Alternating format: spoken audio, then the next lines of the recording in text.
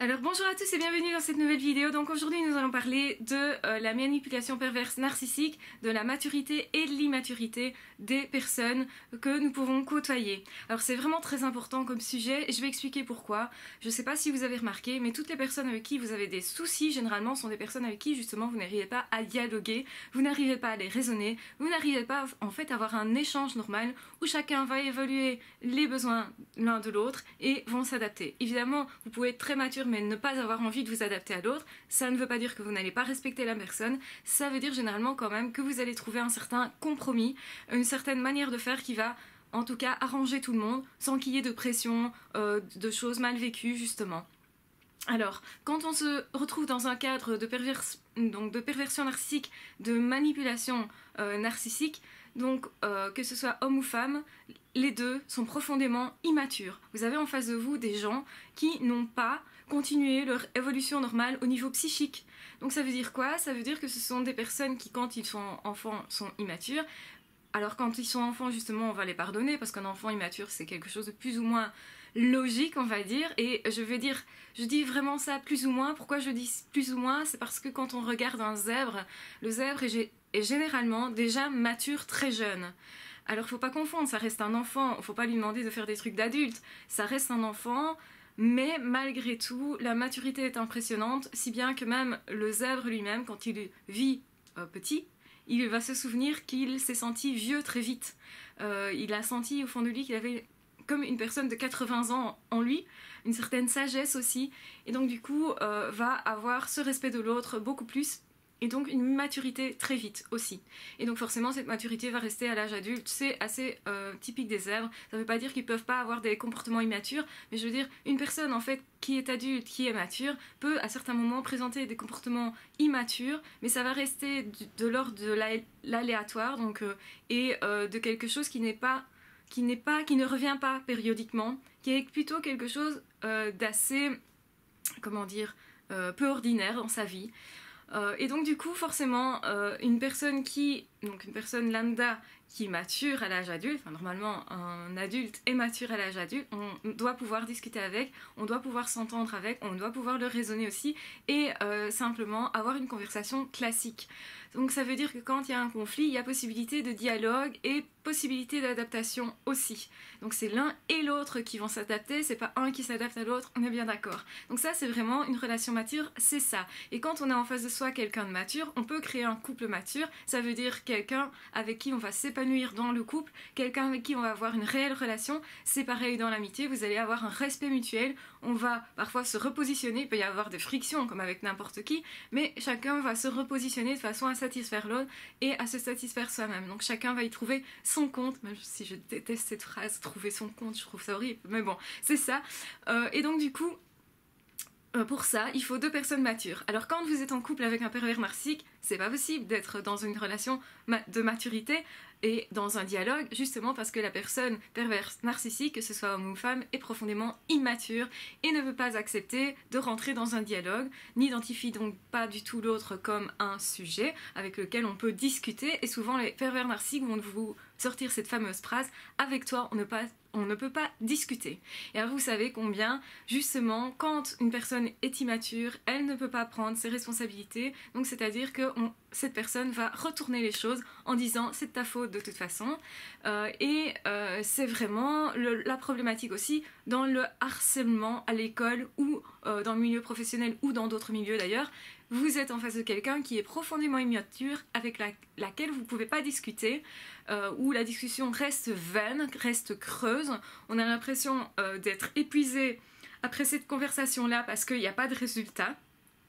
Le seul résultat possible, c'est que justement on s'est humilié, on s'est culpabilisé davantage, ou on s'est excusé. Donc très souvent les victimes de manipulation, de harceleurs, etc. se posent d'abord la question, se remettent en question parce que justement ces victimes sont des personnes matures et la maturité dit que forcément on va trouver un terrain d'entente. Alors il y a l'éducation de la personne qui va jouer aussi, hein. Quelqu'un qui vient d'un milieu, alors je vais peut-être me faire un peu huer, mais quelqu'un qui a été dans un milieu qui a reçu une éducation propice au respect de l'autre, donc ça c'est important aussi, de la façon dont on a été éduqué, et bien forcément va acquérir aussi par sa maturité, un respect de la nouvelle personne qu'il va rencontrer et donc d'office va s'adapter aussi un peu à l'autre, beaucoup plus facilement en tout cas. Donc l'adaptation à l'autre, qui est un signe d'empathie, est souvent un signe aussi de maturité, ça va ensemble. Alors quand on voit notre pervers narcissique, que ce soit homme ou femme, automatiquement ce sont des personnes qui sont égocentriques.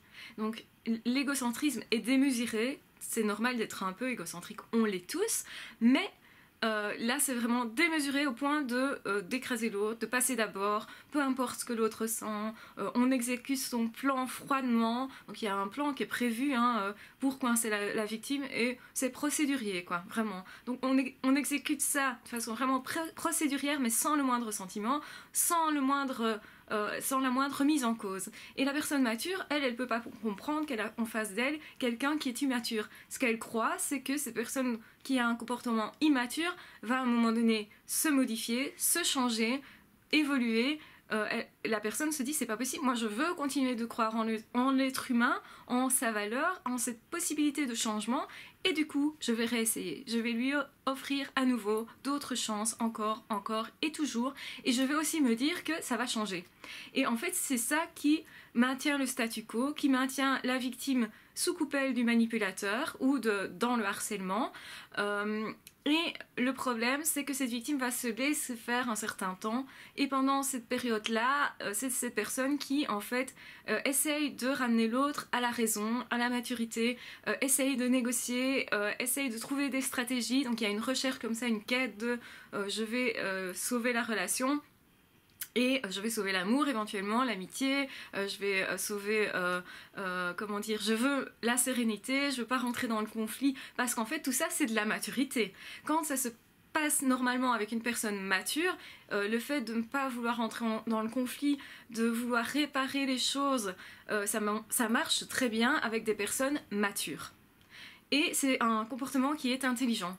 Mais ce comportement-là, devient complètement débile face à une personne qui est profondément immature de par son essence. Donc ça veut dire que cette personne-là n'a pas évolué psychiquement et ne vous donnera jamais qu'un de cause, fera semblant de ne pas comprendre, continuera ce comportement immature, égocentrique, culpabilisant, égoïste, parce que la personne est restée vraiment bloquée dans un état infantile.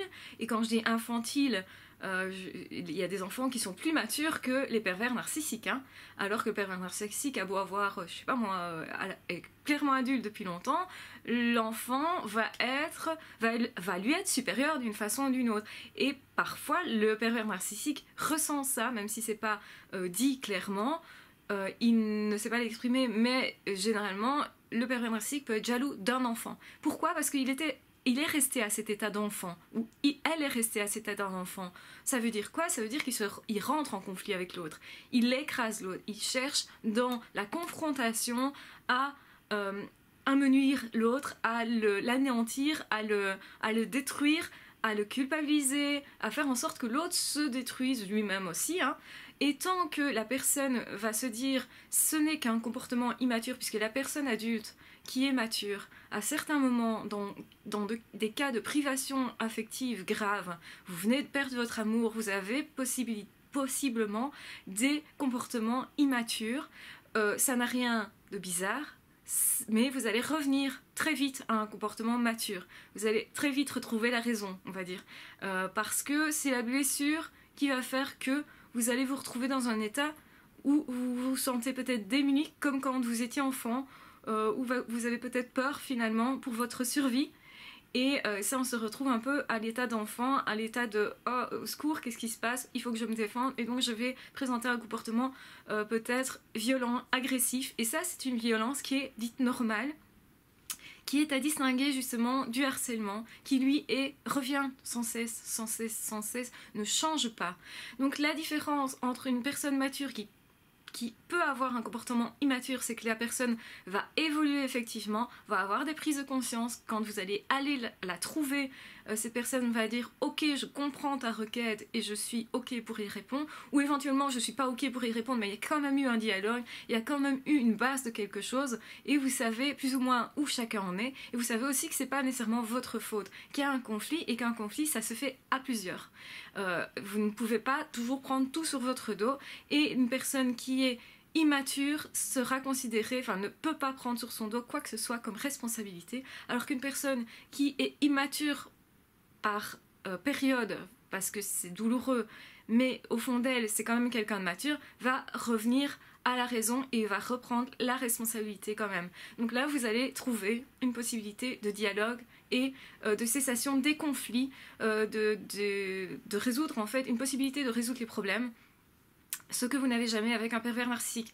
Donc ce qu'il vous faut bien comprendre, c'est que le pervers narcissique, au fond de lui-même, est immature. C'est pas juste un comportement immature qu'on pourrait excuser comme on l'excuse régulièrement avec une autre personne. Donc ça, c'est vraiment à mettre en lumière. Votre pervers narcissique est immature, c'est un enfant de 4-5 ans au fond de lui-même, mais à la différence des enfants de 4-5 ans, c'est que votre pervers narcissique va rester à cet état-là. Il n'y a pas d'évolution possible. Un enfant, quand il est petit, peut avoir des comportements très pulsionnels, très sadiques, très autoritaires peut-être, va essayer de prendre du pouvoir, va vous dire non, je ne veux pas faire ton truc, et c'est quelque chose de sain. Pourquoi ? Parce que vous savez que cet enfant ne va pas rester à cette étape-là. Il y a autre chose qui se passe, c'est-à-dire que dans 2-3 mois, cette personne, donc cet enfant, va passer à un autre stade où il va être plus permissif, donc son comportement n'est pas tout le temps immature. Un enfant n'est pas tout le temps immature, on est d'accord. Il va évoluer justement vers une certaine maturité, vers un certain respect de l'autre. Alors évidemment, vous avez des personnes comme ça qui ne comprennent le respect qu'à l'adolescence parfois. Combien d'adolescents, pendant toute leur enfance, ils se sont moqués des autres, ils continuent de se moquer des autres adolescents, et puis un jour, on se moque d'eux et ils comprennent ce que ça fait et ils se disent mais mince, j'ai fait ça et je suis pas fière nécessairement.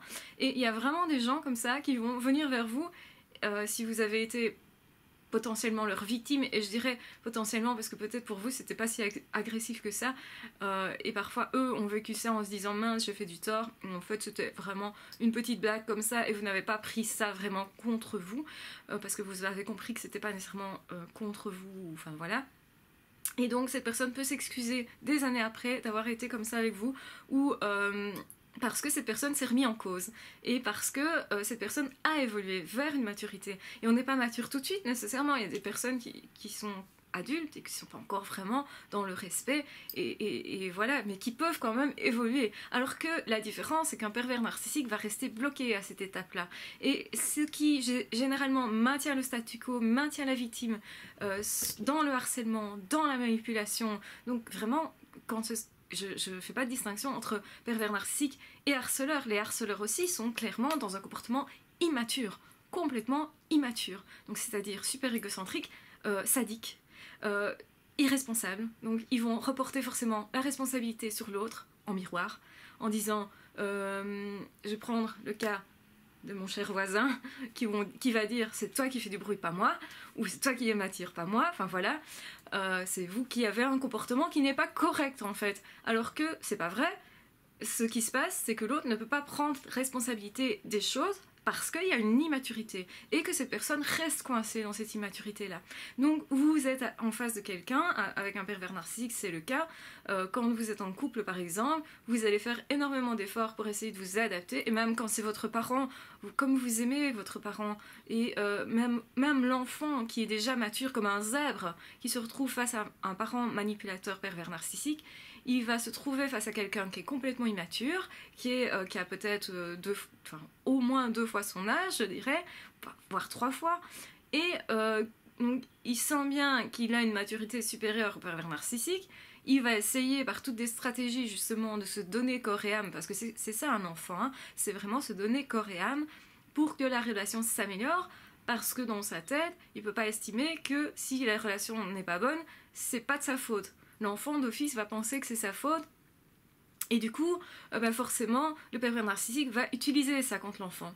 Donc, on se retrouve face en fait à une personne qui est mature, qui n'est pas celui qu'on pense, c'est-à-dire qui est l'enfant, qui peut être un jeune enfant même, et souvent quand les enfants zèbres ont été face à un parent manipulateur, vous avez des enfants qui sont justement extrêmement matures et très jeunes, très vite.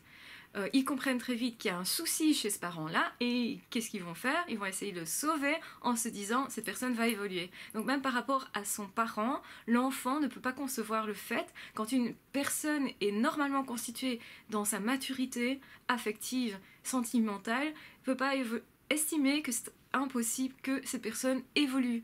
Donc, quelque part, on a l'impression de perdre sa foi en l'humanité si on abandonne ce fonctionnement-là et si on se dit que finalement cette personne ne peut pas évoluer et que c'est comme ça. Et ça, c'est la problématique, la plus grosse problématique, c'est ça. Quand quelqu'un, un patron, voit effectivement un comportement chez un pervers narcissique qui n'est pas tolérable, il va se dire c'est rien, je vais le pardonner, on va lui taper 3 fois sur l'épaule et on va le garder quand même. Pourquoi? Parce que peut-être cette personne a justement comme optique de se dire je crois en l'être humain, je crois que celui-ci peut évoluer, moi-même j'ai évolué, j'ai eu des comportements, parce que forcément c'est ça, hein, on se compare à soi-même et on se dit que forcément l'autre ne peut être comme soi. Parce qu'on a tous une partie d'égocentrisme qui est normale et on s'en réfère à ce qu'on connaît, c'est-à-dire à soi-même, à son fonctionnement, à soi, et on se dit que forcément l'autre va évoluer, que s'il a des comportements qui ne sont pas corrects, on peut le pardonner parce que ça va évoluer. Et en fait, c'est complètement faux. Les manipulateurs, les harceleurs, alors quand je dis harceleurs, c'est ceux qui guident les autres, mais vous pouvez vous faire harceler par des gens qui ont une certaine maturité quand même, mais qui en présence de personnes immatures vont se comporter vraiment comme des personnes complètement immatures aussi, parce que c'est drôle ou parce qu'on a laissé en fait son son pouvoir à l'autre quelque part pour se faire intégrer, etc. Il y a des élèves comme ça qui se moquent d'un autre élève, donc en classe, simplement parce qu'on a envie de se faire accepter, on va suivre le comportement du manipulateur qui lui, comme il n'a pas du tout de remords, de regrets, de culpabilité, on a l'impression qu'il est dans le juste, dans le bon, et on va le suivre juste parce que de un, on n'a pas envie d'être placé au centre de l'attention dans le mauvais sens du terme et de devenir la victime, le persécuté. On sait que si l'autre est persécuté, nous forcément on va pas être pris pour cible, et qu'en plus si on marche dans la manœuvre de l'autre, ça va l'arranger. On va avoir l'impression d'un lien d'intimité, d'amitié, de complaisance, de complicité. Et malheureusement, ce lien-là n'est pas une réelle amitié. Alors on peut confondre ce lien justement avec une amitié, une impression de faire partie intégrante de quelque chose, mais en réalité c'est comme ça que les personnes sont manipulées. Alors qu'à la base, ce n'est pas de l'amitié, mais on prend pour tel. Donc il faut bien comprendre qu'on peut se faire manipuler du coup par des personnes qui ne sont pas manipulateurs à la base, qui ne sont pas immatures, mais la personne qui est au centre de tout ça, parce qu'il y a toujours un meneur, quand vous avez du harcèlement scolaire par exemple, il y a toujours un meneur. Et le meneur en question, c'est quelqu'un de profondément, particulièrement immature. Voilà, je pense que nous avons fait le tour du fonctionnement, donc le pervers narcissique est très immature et ne peut pas évoluer vers la maturité. Parce que dans son fonctionnement, que ce soit historique, donc par rapport à son histoire d'enfance, par rapport à aussi un psychisme qui a inventé, qui a vécu différemment une histoire d'enfance, donc il y a une frustration, donc une intolérance à la frustration qui est très importante, comme chez les petits enfants immatures, un égocentrisme exacerbé. Bon, je dirais que c'est plus que chez un enfant, parce que l'enfant, quand il vit ça, il va passer à une autre étape et donc ça va se tamiser, mais chez le manipulateur on reste là-dedans, donc l'ego devient plus égocentrique, l'irresponsabilité devient plus irresponsable, la culpabilité devient plus exacerbée pour la reporter sur la victime, donc le manipulateur se sent pas du tout coupable et se sent de moins en moins enclin à avoir de sentiments, plus il reste là-dedans. Et quand vous avez un pervers narcissique manipulateur qui est là, qui a 60, 70, 80 ans, vous savez que derrière cette personne, il y a autant d'expérience, de maturité, et donc ça veut dire autant d'accentuation de toute cette immaturité justement. Donc égoïsme exacerbé, sadisme exacerbé, manœuvre de manipulation étudiée longtemps à l'avance et répétée maintes et maintes et maintes fois. Donc ça veut dire que les personnes qui sont âgées sont potentiellement plus dangereuses encore qu'un manipulateur plus jeune. Maintenant, parfois les personnes âgées sont plus isolées, donc les manipulateurs peuvent être plus isolés, et donc à ce moment-là, ça peut poser problème parce qu'ils ne trouvent qu'une victime et tout va se reporter sur une seule personne, qui est encore pire en fait. Mais s'ils sont vraiment isolés au point de ne pas avoir de victime, là, il y a des compensations normalement, et à ce moment-là, vous avez vraiment une dépression qui se met en place, mais une dépression qui est centrée sur l'égoïsme, la culpabilité. Donc en fait, ça va exacerber encore plus la violence, comme souvent, hein, tout comportement. Donc quand un manipulateur pervers narcissique a eu une victime, ne l'a plus parce que cette victime a fini par se libérer de sa cage, hein, le manipulateur garde une rancœur. Et donc ça veut dire qu'il y a une rancœur, puis une rancœur, puis une rancœur qui s'ajoute au fur et à mesure de la vie. Et le pervers narcissique, c'est ça, il devient de plus en plus haineux, il devient vraiment de pis en pis avec l'âge, au niveau de la colère, donc la colère est vraiment encore plus grande, et le comportement immature encore plus, donc ils n'ont pas de limite à cause de ça. Il n'y a pas de morale qui leur dit ne va pas aussi loin. Quand vous êtes en colère, il y a quand même votre morale qui vous dit ne fais pas ça, ne va pas au-delà de cette limite-là. Même si vous êtes poussé à bout, et d'ailleurs on le dit dans le terme poussé à bout, vous êtes vraiment à votre limite, mais il y a quand même une limite qui est celle que vous mettez vous, parce que vous êtes quelqu'un de mature, vous n'allez pas faire certaines choses. Maintenant, est-ce que c'est intelligent avec un pervers narcissique? Eh bien, je suis pas sûre. Je pense que pour bien se défendre d'un pervers narcissique, il faut accepter parfois d'être soi-même comme immature. Donc, d'avoir des comportements comme immatures, c'est-à-dire de parfois insulter la personne, se retourner contre l'autre et avoir le même type de comportement, mais tout en reprenant sa maturité ensuite. Donc, c'est pas vraiment un comportement immature en soi, c'est ce qu'on appelle la contre-manipulation. C'est pouvoir dire à l'autre: maintenant, ça suffit, tu as dépassé les bornes, tu veux pas comprendre, tant pis, je marche plus dans ton jeu. Donc ça reste quelque chose de très mature. Mais quand quelqu'un vous crie dessus, ta gueule maintenant, vous pouvez lui répondre, toi, ta gueule. Pourquoi? Parce que la victime n'ose pas justement de rentrer dans des zones qui lui sont inconfortables, qui lui rappellent justement une certaine immaturité qu'elle n'a plus, ou qu'elle n'a pas eu vraiment. Donc autrement dit, c'est un peu pouvoir se comporter, alors je vais prendre des clichés, comme un baraki, donc c'est-à-dire insulter les autres, lui faire en fait réagir de façon à mettre vraiment une limite. Et pour mettre parfois des limites, il faut parfois aller loin et accepter d'être grossier, ou accepter de dérouter le pervers narcissique justement dans un comportement que l'on n'avait pas avant et que celui-ci ou celle-ci n'avait pas prévu. Et justement, c'est parce que vous estimez avoir une certaine éducation que vous n'allez pas aller dans des zones comme ça. Et c'est vrai pour toutes les autres personnes qui ont cette maturité, parce que beaucoup ont cette maturité. Vous n'allez pas aller dans des zones comme ça, vous ne vous permettez pas de dire ta gueule à quelqu'un parce que c'est très impoli. Vous allez lui dire ne me dis pas ça, ou vous allez lui dire autrement. Vous n'allez pas aller dans la grossièreté ou voilà, dans l'indécence, on va dire. Mais avec un pervers narcissique, comme il sait que vous n'allez pas dans ces zones-là parce que ça vous perturbe et tout ça, et que vous n'allez pas dépasser certaines bornes, si vous le faites, en fait, vous contre-manipulez et vous allez justement dans des zones où justement il ne vous attendait pas là. Et donc là, cette personne peut prendre peur. Vous savez que c'est un jeu, mais l'autre en face ne le sait pas. Et du coup, ça fonctionne. Donc c'est comme ça aussi parfois qu'on met en fuite un manipulateur. C'est en ayant des comportements qui sont trop déroutants, trop loin du script prévu par le manipulateur pervers narcissique. Et du coup, il s'enfuit. Et c'est génial parce que là commence votre reconstruction, votre libération. C'est un autre chemin, c'est difficile aussi, mais c'est génial parce que vous allez enfin vous retrouver vous. Alors surtout prenez soin de vous. J'espère que vous aurez bien compris le concept de l'immaturité du pervers narcissique ou de harceleur et que vous en tiendrez compte aussi dans votre façon d'interagir avec ces personnes où vous savez que de toute façon on va vous remettre sur le dos votre culpabilité, donc ne vous sentez pas coupable. On va essayer de vous faire croire que c'est vous qui êtes immature. Vous allez voir comme quelqu'un qui ne sait pas gérer ses pulsions, ses frustrations, etc. Donc quelqu'un qui est très impulsif, parfois très cru. Tout ça, c'est dû au manque de maturité. Le manque de respect est aussi dû, de toute façon, à l'immaturité. Le fait qu'on ne vous identifie pas comme sujet, qu'on vous prend comme un objet, et que vous ne devez pas normalement réagir, parce que c'est ce que le manipulateur essaye de vous faire c'est-à-dire ne pas réagir donc se laisser faire, pour que justement puisse mettre son emprise sur vous et faire de vous tout ce que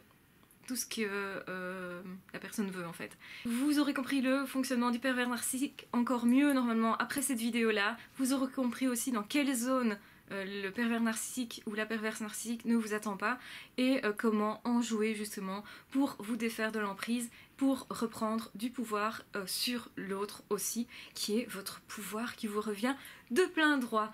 Donc voilà, je vous embrasse très fort, je vous aime très fort, surtout prenez soin de vous, n'hésitez pas à commenter cette vidéo, à liker, à vous abonner si ce n'est pas déjà fait, donc à vous abonner à la chaîne, donc n'hésitez pas à cliquer en bas de cette vidéo pour ce faire, et on se retrouve très vite dans d'autres vidéos. N'hésitez pas à nous poser des questions, enfin à me poser des questions. Nous, je sais pas pourquoi, je suis toute seule. Donc n'hésitez pas à me poser des questions pour d'éventuelles autres vidéos. Je répondrai donc à celle-là en vidéo. Je vous embrasse très fort, je vous aime très fort, prenez soin de vous et on se retrouve très vite pour d'autres vidéos. À ciao, bye bye.